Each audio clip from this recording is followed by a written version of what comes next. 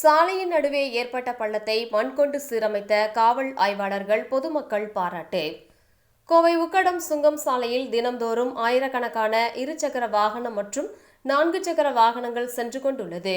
இந்நிலையில் அந்த சாலையில் மாநகராட்சி பணிக்காக குழிகள் தோண்டப்பட்டுள்ளது. பணிகள் முடிவடைந்த பின்பும் அந்த குழிகள் சரியாக மூடப்படாததால் அவ்வழியாக சென்ற வாகனங்கள் அடிக்கடி விபத்து ஏற்பட்டுள்ளது.